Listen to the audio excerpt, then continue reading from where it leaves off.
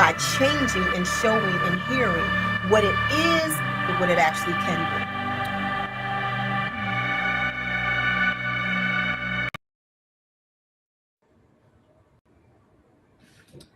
Welcome, everyone, to tonight's conversation.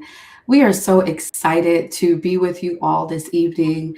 It's been such a long time, but we're back.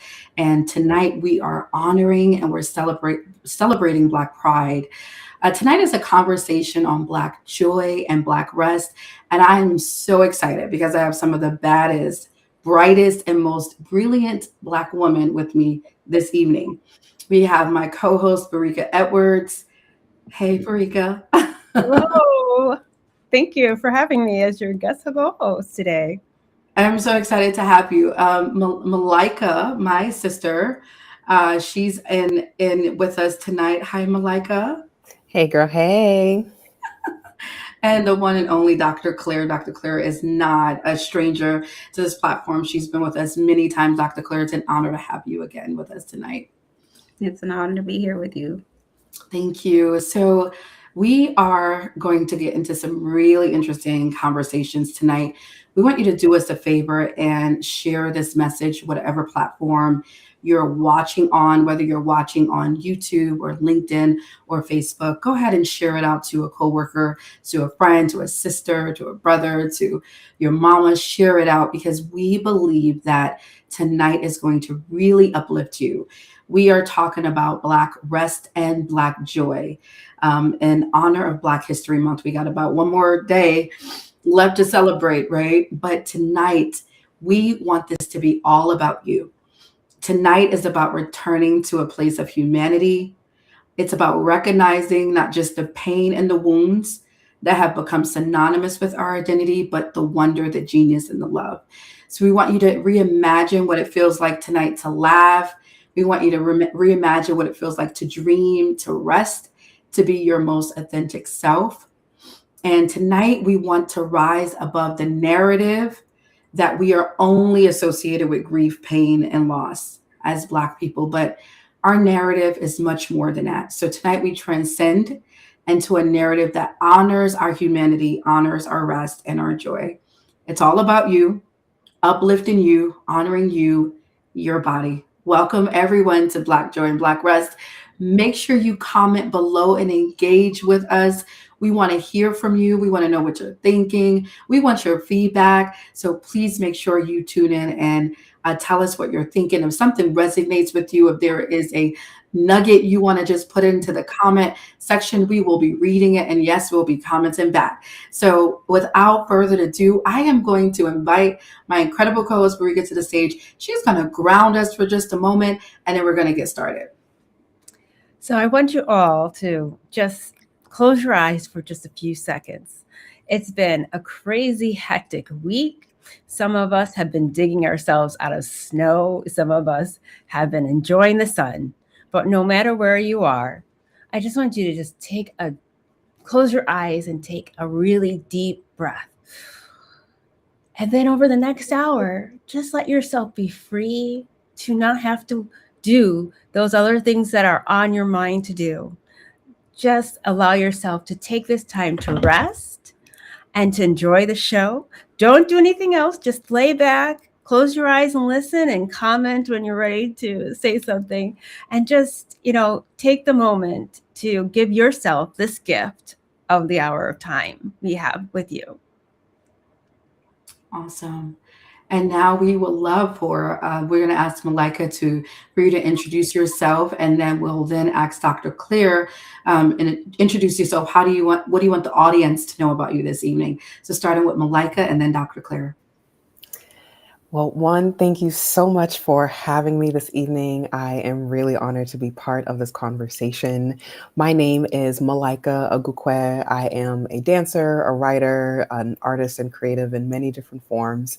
And that is primarily what brings me to the conversation here today. I have moved through corporate, nonprofit, all types of different career spaces in a really short amount of time in the beginning of my career. And through all of it, I have dropped into practices around well-being and wellness, and really tapping into the power of connecting to joy and happiness. And it's been a mission of mine over the last several years to create spaces, trainings, workshops, and events to bring people into this magic. So very excited to be part of the conversation here today. Thanks, Malika. Hi, thank you so much. And always a joy to be with you. And I'm always down for a Black girl conversation. So I am Dr. Claire Greenford. I always say I'm an unapologetic humanist and intersectional mental health practitioner. I also am known as the culture and well-being architect, and my work sits at the intersection of leadership, equity, and organizational wellness.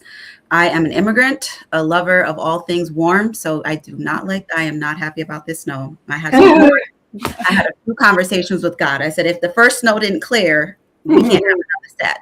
But I'm here because, like many of you, I've navigated the world, living in my skin and living as who I am. And I think joy is the ultimate form of resistance. And so for me, I am really happy to be here because I want to talk about joy and the intersection of our mental health and the culture that we have, that we bring in ourselves and with our communities. So that's it. Welcome, Dr. Claire. Welcome, Malika. It's just incredible. And we're, like Dr. Claire said, we're going to have a conversation tonight. And, you know, it's just, you guys are really just tuning in and listening to our girl talk. So feel free again to let us know what you're thinking and give us feedback. But Dr. Claire, you really sort of jumped into by talking about joy as an ultimate form of resistance. And Dr. Goldie Muhammad, who's fabulous in her work Unearthing Joy, she talks about joy being a feeling that is essentially when justice is achieved. It's a sense of belonging, is a sense of safety, and is a sense of peace. Want you both, starting with Dr. Claire, to share with us, what does joy feel like? What is that like? So I think it's multiple things. There's not a one thing for joy. What is joy for me is not joy for you, but it doesn't mean that we're not both in this state of bliss, whatever that is. I think sometimes we're looking for the mountaintop experience, and sometimes joy is just knowing that I got to sleep in. There's nothing on my plate to do. I can just chill. I don't have anything planned, and I can say no. For me, I identify as Christian, so joy is a fruit of the Spirit and something that I'm actively pursuing. And I want to, I find a lot of my joy in that space. The reason I think joy is resistant is because we live in a world that is so toxic. I mean, we don't need to turn on the news. It's the same thing for centuries. And we continue, particularly as Black diaspora, continue to navigate things that are dehumanizing. So for me, joy is a space where we get to collectively share in our excellence, our grace, our creativity, our brilliance, our hope, our dreams, and our God-given right to just chill out. Ah, love that. So it looks different, but I think for me, especially in this season of my life where there's been so much going on for a very long time, joy is truly a space of how do I get back to center? How do I get back to God? And how do I do the things that fill me unapologetically? So good. Oh my goodness. That's really good. Getting back to the center, Malika. And that filling of the cup, right? Like knowing that there's overflow. I think that's what joy feels like to me. It's generative, it's expansive. It stretches and stretches to a point of comfort that you feel safe to take up that space. And that can, as Dr. Claire mentioned, my joy may look different from your joy, but that generative quality, I believe, is at the root of what joy and what Black joy is. That's so good. You mentioned that joy is within the acknowledgement that there's so many things that don't want you to feel joy, and so many things that want to divert our attention to the things that are not joyful in the world. And sometimes it wants to try to consume our everyday 24/7. So tell me about a time where you were able to rise above that and to find that pure joy moments, beyond work and beyond titles and responsibilities. Mhm. I can get us started. Hearing that question, thinking about a time where I felt joy in my life brings me back to December 2023. I was living in Nairobi, Kenya at this time, before I came for my master's. And it was the holiday break, and I went to the coast. It was my first time experiencing the Indian Ocean. Mm, And beautiful. there was a quality about that water that was Mm, unlike any other ocean that I'd been in before. I felt so held. I felt so comforted by the water in a mm, way that I just felt extreme bliss. I said, wow, like this mm, is God's creation, like, and I get to mm, experience it, little old me. mm. And I hold on to that when the snow piles up out here in Boston. I think about those moments. Oh, that's so good. Mhm. How about you, Dr. Claire? Listen, I'm with you with the ocean. I am West Indian. I'm from Barbados. The beach is literally a 5-minute straight walk from my house. So Wow. just cross the street. And so that has always been my place of joy. It's where I find rest. It's where I find God. But I will say that a point of joy through a lot of the challenges I've been navigating is this week. I Mm, lost a really close friend 2 years ago, mm, January, to breast cancer. mm, And I love mm. soca. I am a carnival. I always tell people, I don't know why you keep saying Black women are angry. I live between gospel and soca. You cannot be angry if that's where you live. But and Afro beats, you just can't. It's just not possible. But I didn't realize I was living in a space of not joy for over the 2 years because it reminded me of her. It's how I met her at a party. But Mm, this week, and I told my therapist Tuesday, I said, I listened to soca for 35 minutes straight and I wasn't sad. That's when I was in a space of like just this happiness and this joy. It's not happiness, it's just this joy, that this thing that I loved that reminded me of pain. I mm, then dealt with it and the level of release. And I spoke to my friend openly, out, I'm like, I'm playing this for us, but just to be in a space where I could go back to the rhythm and move and just, I'm like, oh, I don't know any of those soca songs for this year. Now I know all of them. Mm, Road March Ready. But for me, that's a space of joy. And how do I'm looking for that every day so that I don't have to grab from before, but I'm like, I cultivated this for myself today. I want to laugh more than I cry each day. If that's watching something silly, if that's listening to my 5-year-old nephew pontificate about the fact that he knows more about the world than we do, which he's not wrong.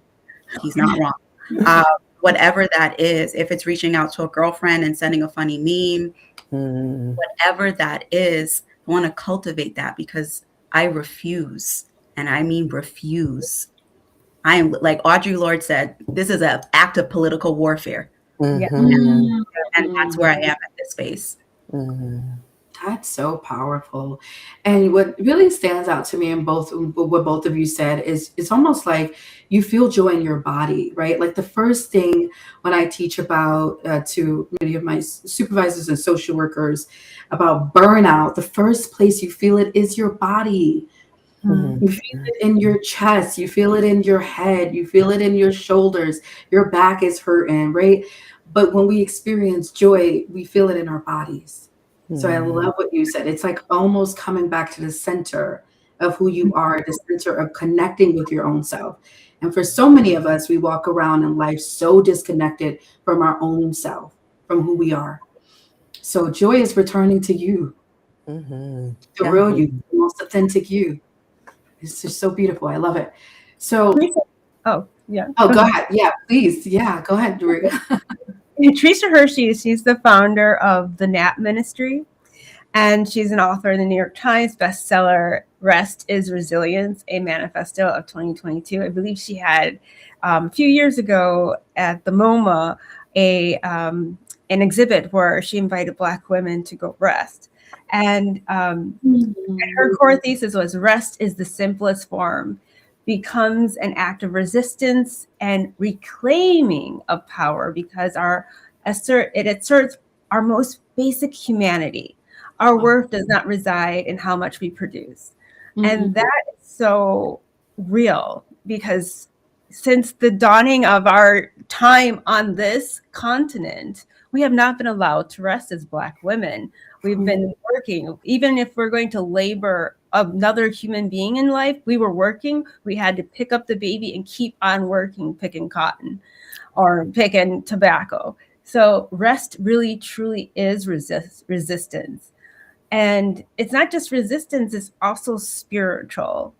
Because when you're able to rest, you're able to hear deeper. So like you were both saying, like it's physical, you feel that physical joy, and then it goes to your mind and your mind is able to shift. The same thing with rest too. We might feel it physically once we were able to rest, but then our mind is able to open up too. So what about you? What do you think about entering this state of rest? What is it for you? How is it not just physical? Start with, go ahead, Malika. Let's start with you. He's ready to dig in. I love Trisha Hersey. Fun fact, I had the chance to meet her at a conference last year and I was just like blown away by the meditation that she guided for us. I said, oh no, you are a very serious lady about your rest. Oh, that's good. And I love how she encourages us, or what I receive from her writings and her message is, how can I be useless to capitalism? Like that is like the frame that I use when I'm thinking about That's good. I'm writing that down. How can I be so useless to capitalism? And it's been a fun exploration, whether it's been my community gatherings, hosting events, or having people over for a potluck. Or I am dancing just for the sake of dancing because it feels good, and tapping into pleasure, because we all know capitalism does not want us to feel good in our bodies. So doing that on purpose feels, very antithetical to what the system wants from me. Dropping into the body just brings so much wisdom that we have been conditioned out of. I know the pandemic, the lockdown period of 2020 you were on either end of the spectrum. Either I want out, or actually this is a moment of rest and solitude that actually is generative for me. I was on that end where I had, I had experienced some personal loss. So Dr. Claire, I really appreciate you bringing in perhaps someone you may now call one of your ancestors into the space. In 2020, I was transitioning into the role of guardian to my youngest sister, as both of our parents had transitioned and became ancestors. And so rest has taken on a very different meaning for me as I was coming out into the world, a fresh graduate, thinking about what to do with my life and how to support, my younger sisters. Rest was non-negotiable. Rest was non-negotiable because I needed to have enough juice in the bag for me to show up to a meeting with my sister and her therapist, or show up to a family friend's house who was supporting me and my sister with rides and transportation. It was non-negotiable for me to keep powering on in the ways that capitalism expected of me. I should also add context. I was in management consulting at this time. So like the epitome of a capitalist type role. And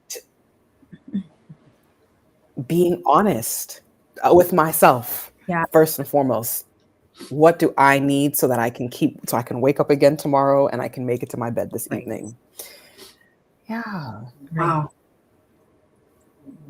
I have to sit with that because, Me too. the pandemic it brought, so there are so many different experiences during the pandemic, because there was extreme loss during the pandemic too, but there was also the shift of resistance for a lot of people, resistance to not wanting to do business the same way.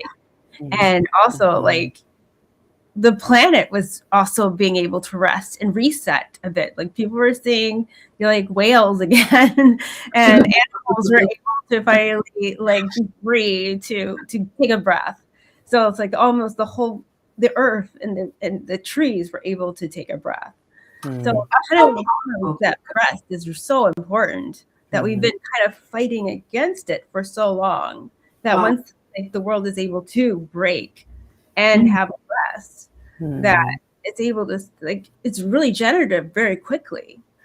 So if you are able to just start to bring in practices of rest, you will start to see the generative and regenerative nature of that very quickly. Exactly. That's so good. Dr. Claire? I mean, I think what you said was so beautiful and powerful. And I, truly sorry for, your loss and the transition, because even if we accept it, it's still painful and it changes you. I think something that was just said, the reference to the animals, they were able to take up space. And to me, that's what this is about, taking up space. When I think about what rest really is, I believe it's giving ourselves permission to not need permission. Because for me, being socialized as a woman, as a Black presenting woman, when I think about the foundation of toil, of power, of energy that foundational Black Americans gave, the only thing I could do is say, you died so I could rest. So how dare I? I got to come here because of those efforts. I will always give honor to the people that literally built this country.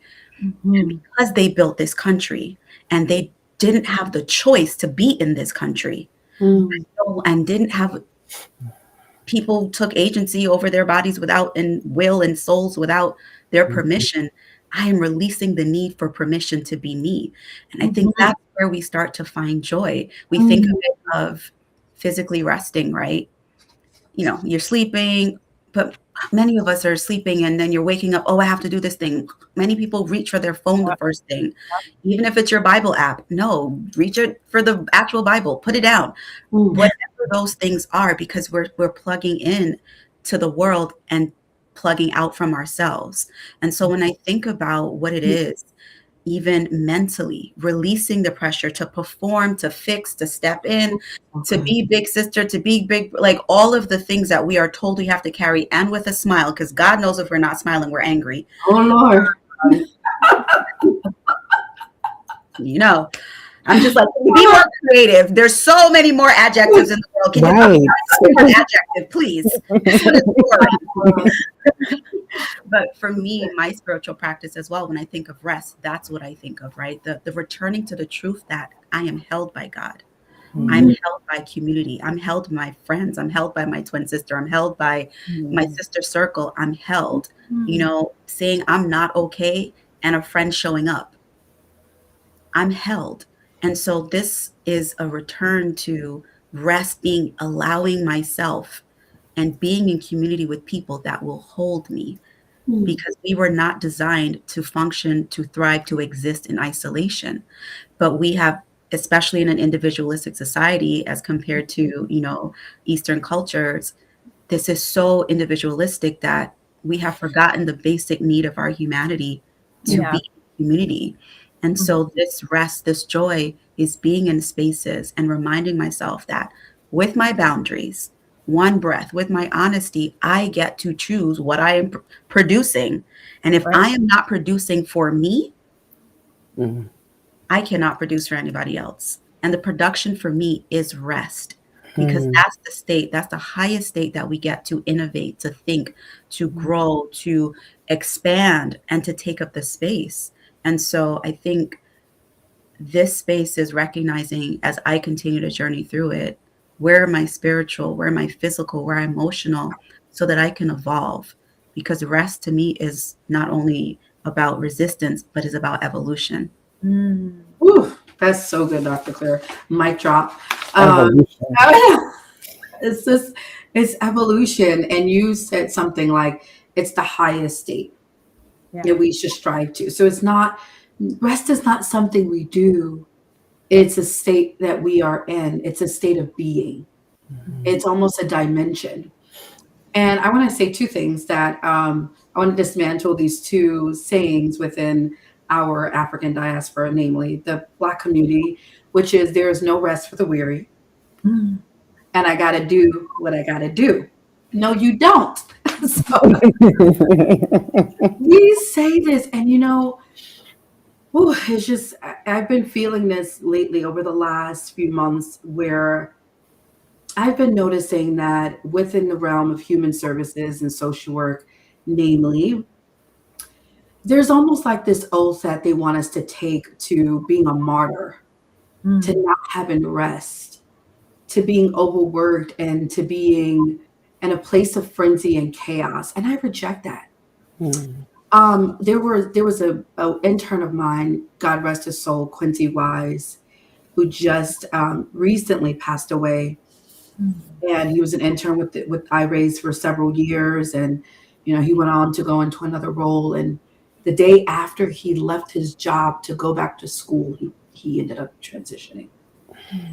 And I said, how do we? And I'm seeing this theme of people either dropping dead on a job. These are Black people. Just down the block from where I am now, a Black secretary at Mapleton Elementary School died right on the job, worked to death.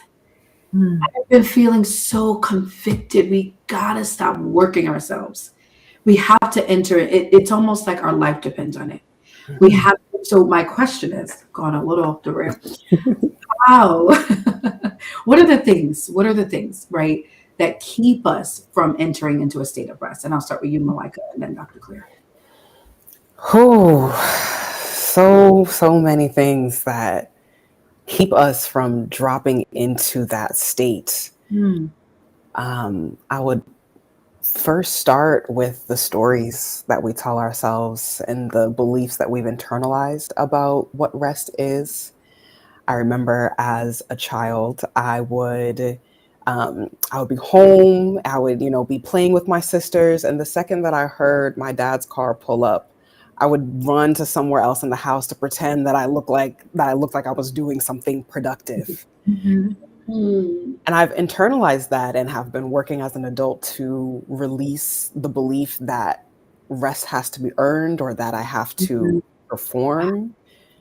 And so I think a huge part for our community in dropping into that restful state is our mindset and the stories we tell ourselves around rest. It's not something that you have to earn. It's not something that is, bestowed upon you. It is your birthright, and it is part of the work. I know many of us who are, working towards social justice in our community. I am not the one if I am who will do it.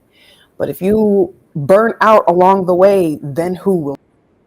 And so changing the way we talk about rest and the way we understand its function in society, and remembering that we are of nature. We look outside, wherever you are. For some of us, it's snow, but nature has these cycles, and it knows when to expand, it knows when to contract and to move into restoration. But we as humans are not following that same cycle, at least here in the West. So reframing our understanding of what it means to rest, remembering that we are of nature, we are of the natural world, and nature has to operate in cycles of vitality and restoration. I think that will be the first entry point for us to dropping into a rest practice. So good. I just want a tambourine, and I never even went to one of those churches. I got you. Just saying. I'm like, we need to talk after this. You're awesome. But I really believe that one of the things when we think about how we even get into this space, and you've mentioned and we've talked about it, right? Like this story that our value is connected to our productivity. Mm-hmm. We've been told that for centuries. The do more, the work more. You're going to have to work 5 times as hard to get half as play. The things that people say from the time we're young, well-meaning, to prepare us for a system that doesn't acknowledge our humanity, right? Like there's that piece, because that's not historical, that's present. Mm-hmm. But we're also in the space where then we internalize and believe those things because the people around us, the well-meaning, our family, our parents, our siblings, our friends are saying the same thing too. And then there comes a piece where we are afraid of being judged. We're not enough. We're afraid of letting people down because as communal beings, we want to be accepted and we need to be accepted. And we've been pushed down and resist and rejected for a very long time. So I think that the things that stop us are not only fear, but the messaging we get and the disconnection that we have from the sense of who we are and who we want to be and who we can be. But I would say that this idea of we can never slip up, because many of us, let's be real, if we've seen the things on the media from as long as I was younger, unconsciously, I was, I hope this is not a Black person that did this, because the way we don't get to be individuals. And I'm one of a twin, and so I can tell you that it's annoying because growing up, it's like, oh, you and your like, no, if I punch you, will she feel it? If I punch you, you think you'll feel it? You'll feel it. But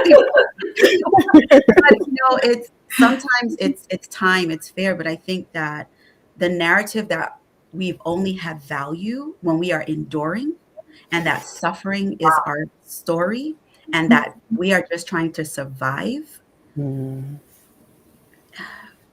That is the piece, is that we literally only matter if we are enduring pain. We don't have to go far. There's so many recent things that have happened in the media, from the British Awards to all the things where it's in the face of dehumanization, we still expect you to just take it and endure with a smile.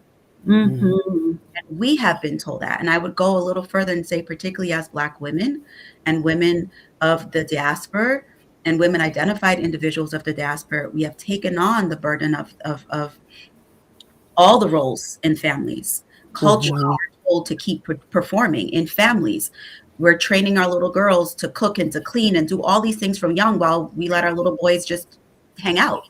We do that. And then they grow and we go, they're not a suitable partners. We never expected anything of them, but we expected more of our girls and our women. That also breaks us, because the mind, the body, the soul is breaking under the burden of that pressure. And what happens when you are this drip? Eventually that becomes a flood. And we have to stop the flood, because to the point you've made, we are literally dying. I ended up on multiple medical leaves. Literally, my doctor said, you're on the path of dying. There's no reason for these things. I had no choice but to pause and to shift, because it literally was death for me. That's why for me, I've said this work of rest and joy, and I'm still figuring out, it's a journey. Our bodies regenerate, our cells regenerate every day, right? Our intestines, our skin, every few days, our cells are turning over. We have to turn over too. From fellow classmates testing twin magic to be able to take to reject those paradigms that you have to earn rest when it's been God given and God gifted to us. From code switching, constant code switching, I am pretty sure you've seen your clients show a lot of the ways that they either excuse not resting or that are just trying to figure out how to rest. What are some things that you've talked to your clients about when it comes to rest, and what are you finding they're kind of using as the excuses that we might recognize within ourselves? We'll start with Malaika. Oh, repeat that question for me one more time. when you work with clients who are Yep. fatigued, they've emotionally fatigued from the day of code switching to working and grinding and living that big girl boss life. What are the things that you're finding that they're saying that we might recognize, the audience and ourselves might recognize in ourselves that we're doing, and how are you helping them to shift Of course. Thank you. into joy?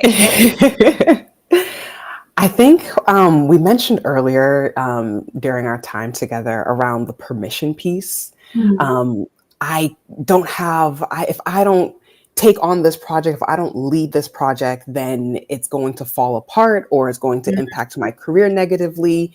There's this belief that if not us, then things cannot move forward. And I say this so lovingly, you're not the only person who can do the thing. Come on. You're not the only person who can do the thing. And to get to that point requires a lot of unlearning, right? I'm a firstborn daughter, Nigerian immigrants, poster child of I have to do everything. I have to take care of everybody. And so when I work with people who share similar identities or take on similar roles despite their birth order, the main part of our work is dropping into the body and the sensation, like the sensations around it is okay that I am not the one to do it. And locating that in the body, right? The body tells us so much. And so I often work with people to just sense where those sensations are in the body and just sit with it. When we feel discomfort in our bodies, it's very easy to try to push past it. But there's so much information in those moments if we allow ourselves to sit in there just a little while longer and hold space for the body to share its wisdom. So I think a huge thing that I would offer is when you feel those moments, when you feel like you need to take on more than your capacity can allow, one, ask yourself, am I the only one who has the ability to do this? Right.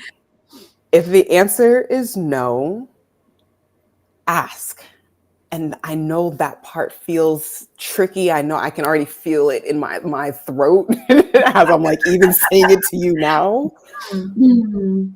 But we cannot overcome this rest deficit, if you will, if we don't vocalize where we need support.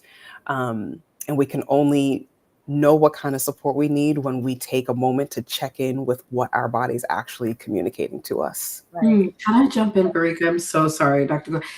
Because I think what you said is life or death. I think some people will keep going when their bodies are telling them to stop. And then it gets into the realm of a physical illness. Dr. Claire, you just shared your story with us. And I'm so glad and I remember when you were going through some things and I was just praying and God would always have you on my heart. I'm just lifting you up. But we keep going at a deficit, but then it eventually becomes dangerous. We have to listen to the wisdom that you just said, Malika, that our body is trying to give us. It's so important. I just wanted to pause and say that, Dr. Claire, back to you. Yeah, no, listen, this is a couch conversation. It's all good.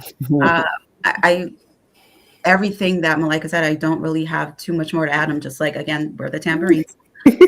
I believe though that this belief, I'm a systems thinker.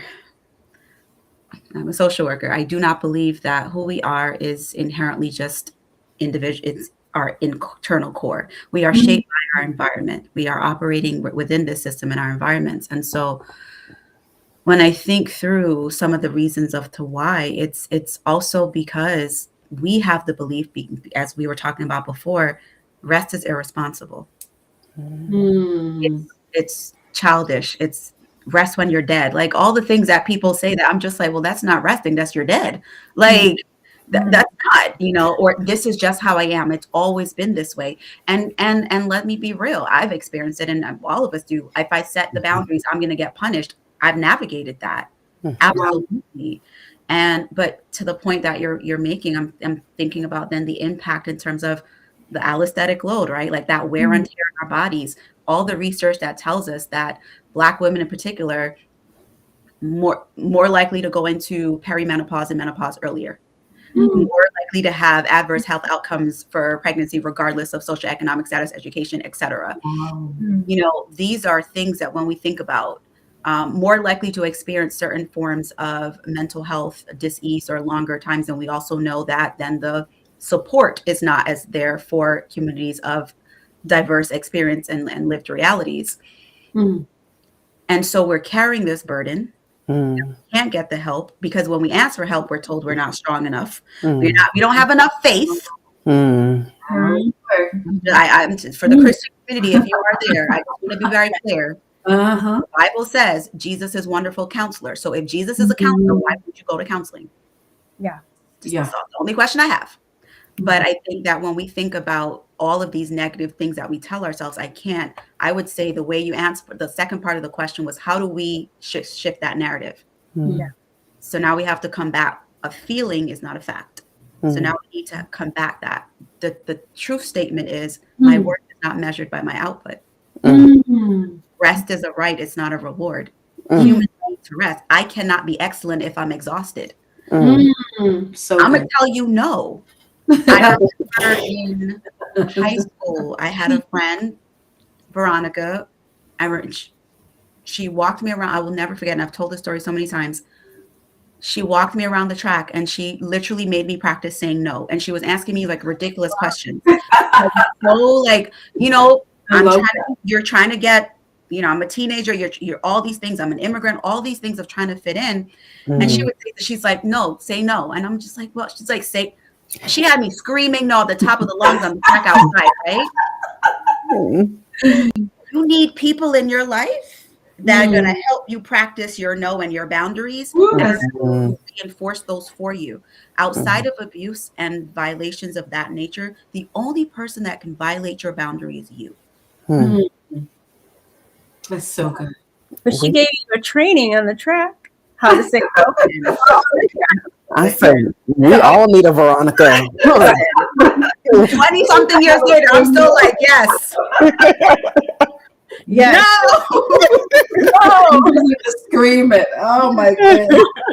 I'm just saying, yes, that's so true. Thank you. I needed to hear that. That's so good. It's so good. And so, this all, I'm soaking it in. My body feels so good right now. I don't know about y'all. I just feel like sense of relief. I feel joy. I feel just that good giddy feeling inside. It just feels so good being with my sisters and talking to you guys. So, you talked about, and I wrote this down, Dr. Claire, too, that our significance is not attached to what we do.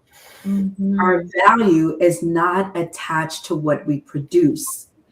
But then, Malika, you talked about the story we tell ourselves about ourselves.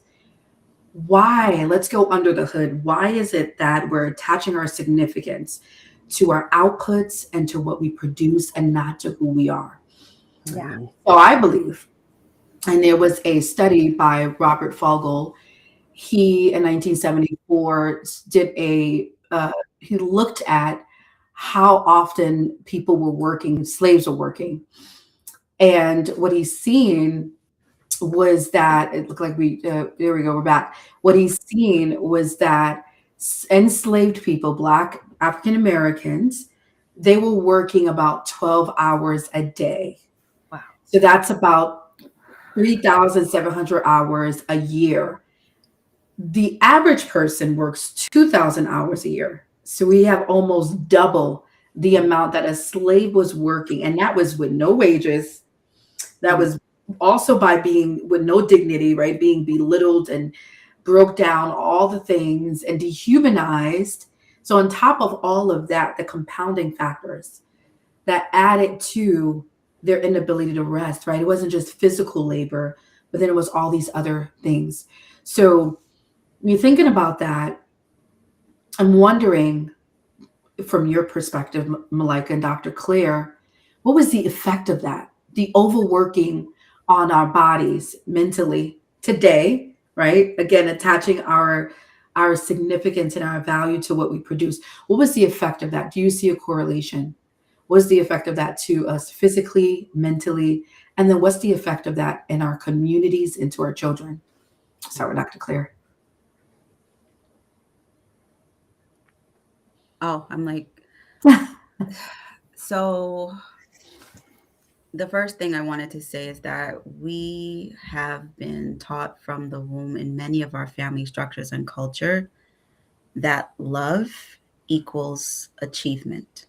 Many of the times that we get acknowledged in our families, within our communities, is when we do something. A perfect example would be LinkedIn, and we still do it. Yeah. When somebody posts, I got a new job, or I'm doing a talk, or you get all the engagement. You get congratulations, congratulations, congratulations. Yeah. When you're sharing your heart or you're talking about the leadership issues or the challenges within spaces, engagement is low. So it's constantly reinforced that people want our performance rather than our reality. And so we are taught to hide. And the challenges, and I'm not the author of these sentiments, but we are comparing and constantly told to compare our behind the scenes with someone highlight reel. People make assumptions. We make assumptions about people because of what we see, and we only celebrate what we think feels good. You see 0.05% of somebody's life on social media, in the public. You don't know what they're dealing with at home. You don't know what they're dealing with in their business or their career. Like, you may assume someone's doing great and they're not, because we don't take the time to ask and to pause. And so what that does is it silences us. And when we think about living in a space of silence and suppression, it also then silences those cues that Malika has been talking about and that you've been talking about, that we can tune into. How do you tune into it in a world of noise? We're listening for the still small voice in chaos. And the chaos is produced consistently to distract us. Produce. Let's be real. If you're not working, if you're not, where are you going to live? All these real basic human needs, those are real pressures. You don't have to go far. I haven't checked the stat in a few months, but as in the summer, we saw that under the current administration, over 300,000 Black women lost their jobs, and counting, and more. These are not made up things that we are talking about that we're going through. And so we have to hold multiple realities at the same time. Our worth has been tied to our performance, our acceptance. But the first introduction to that is typically within our families of origin. And so how do we work to combat that when we know that women have higher incidences of autoimmune disorders, depression? Why? We know maternal depression is passed on genetically. We are passing these traumas on, we're passing these traits on because we are not well. And we're literally being changed at an epigenetic level. So when you ask about what's the impact, epigenetic generational shifts and changes, we are dying out, survival of the fittest, and we are not surviving. We are just enduring. We are passing these dis-eases on, the dis-ease in our body, the dis-ease in our souls, the dis-ease in our relationships. For so long, we have been told that wearing these dis-eases is a badge of honor and something connected to our strength. I want to say publicly, I'm not your superwoman. Thank you. No, I love Thank you. And more importantly, I love cartoons. I'm a big cartoon head, but guess what? She is a fictional character. She's not real. Beyond the angry Black woman stereotype, we've carried the strong Black woman. Yeah. Well, let me tell you, there is strength in rest. Come on. There is no strength in overproducing and killing yourself and working yourself to the bone. And I'm telling myself this because I still daily have to combat those pressures. How am I going to do this? How am I going to make it? How am I going to it's real because it's butted up against the realities of needing to live and have safety and all of those things. But I'm not strong. Mm. Here for my sprinkle soft life. That's right. Come on, Dr. Claire. Ooh, that was good. Oh, Ooh, Dr. Claire, you landed the plane exactly where I wanted to take things off.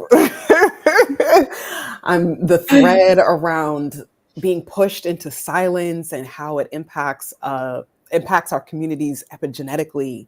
mhm. We carry the DNA of at least two of our grandmothers, our great grandmother, one, two, three, a couple generations up.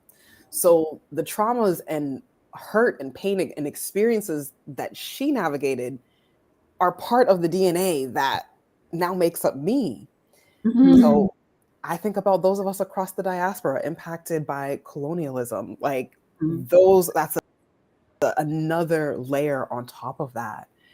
I think, when we look at our families of origin and thinking about what parents do to protect their young people, their babies in the real world. And I had a scenario with my sister over the holiday break where I saw it happening in real time, and I said, "This is how we pass this down out of fear." Wow.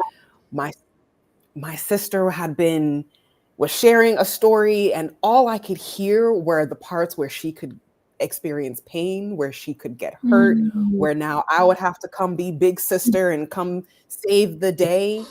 And I completely missed what she was sharing with me in earnest. And as one would have it, I snapped, and the car ride from that point on was silent. Mm. And I knew that I had overstepped, but I felt righteous in the ways that I have reacted because, well, if I don't say something, you're going to go down this path and something's going to happen to you, and then it's going to be my problem.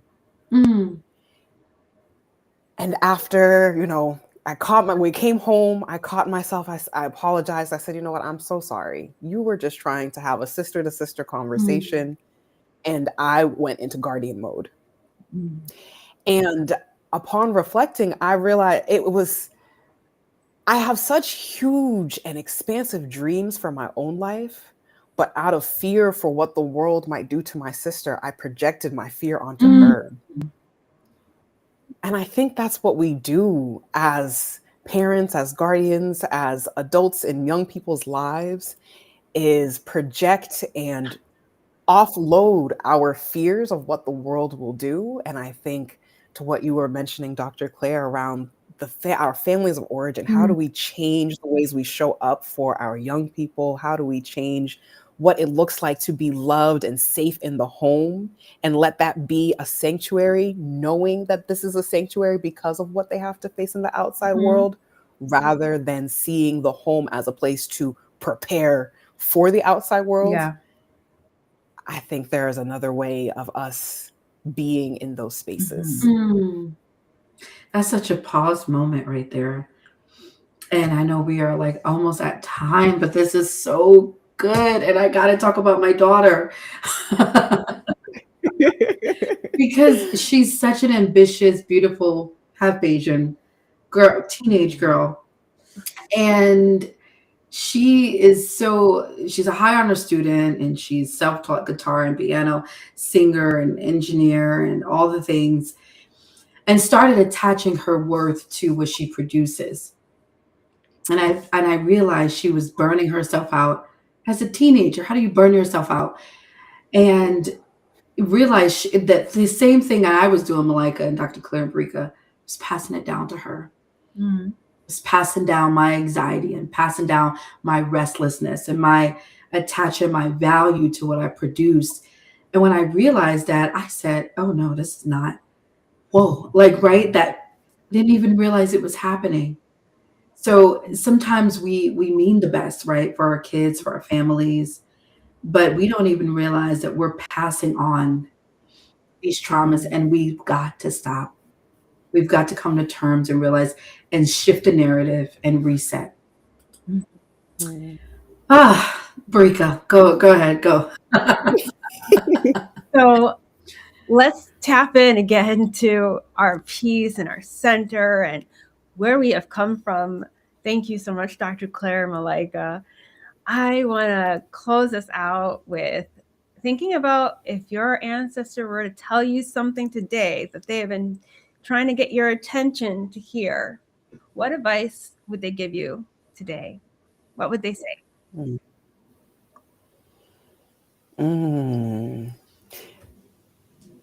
There is a message that only you can deliver to this world, and it is your task of the lifetime to bring it out. Wow. Yeah. I think there's so many things are running through my mind with this question, but something Malika was saying earlier about, just we're passing this on and just these weights. And when this thought that came to me is, we are guardians of our souls, and you're not alone. And so we think of that. Look at what we're doing here. Couch conversation, right? This could have been in pajamas. Think that our resistance and our joy has always been in our collective healing, has always been in our community. But we have gotten so far away from it. So I would say that they would say return. And here, Shaniqua, what would your ancestors say? Oh my goodness. I'm taking it all in. And Dr. Clue, when you said that, I felt that in the core of me. It was almost like a confirmation to my body, like that's exactly what it is. It's return, it's rest. It's laugh anyway. It's dance anyway.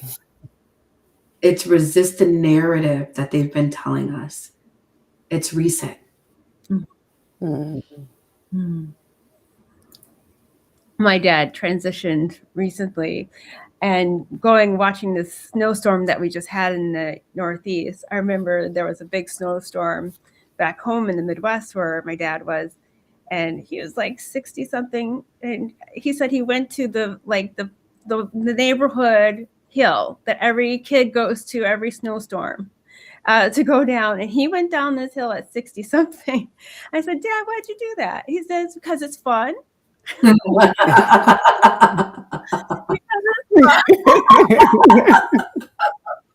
so I found myself during the storm looking at all the videos of New York City and how much joy there was in New York City, because people were making igloos, or the people's igloo. There were snow fights in Washington Square Park, and even the police were joining in the snow fight, drive down so people could, lob snowballs at them. There was a whole park, I think it was Prospect Park too, snow village of snowman and snow women and snow cats and snow totoros and everything.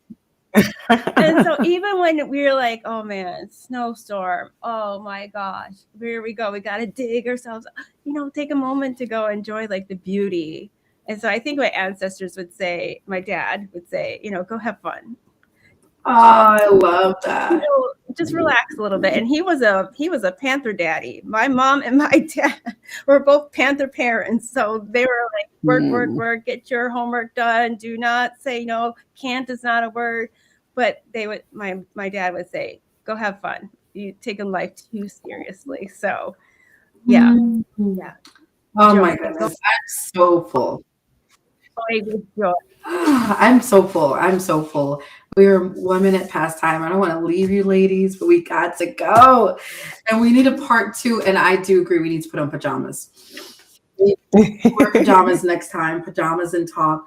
But I feel so full. And those of you that are watching, I hope you feel uplifted. I hope you got something out of this talk this evening. It is time to do better. We know better. We have to do better for ourselves, for our children, for our communities. We have to do better. It's time to rest. It's time to have joy. It's time to have fun, Barika. It's time to reset. It's time. So we're going to close this evening, but we want to thank every single one of you for watching and for tuning in this evening. Thank you so much for spending this hour with us. We thank you for your comments, your feedback, all the things. I'm going to ask one last question. That's how can people follow you, Dr. Claire and Malika. And after that, we're going to bid you an incredible good evening. Incredible, happy the rest of the 1 day or 2 day left of Black History Month. And then we will be back soon. So stay tuned and stay connected. How can people follow you, Dr. Claire and Malika? LinkedIn, Dr. Claire Greenford, or you can go to my website, drclairespeaks.com. I play on LinkedIn the most. But the one thing I will say is, while in this country, Black excellence recognition is February, I'm Black, 365 and 360 here. So we are excellent all day, every day. And so this is all the time. And so but I thank you so much. And like I said, www.drclairespeaks.com, or you can go on my website. And thank you so much for putting it up. Amazing, amazing. Well, I will definitely be reaching out, Dr. Claire.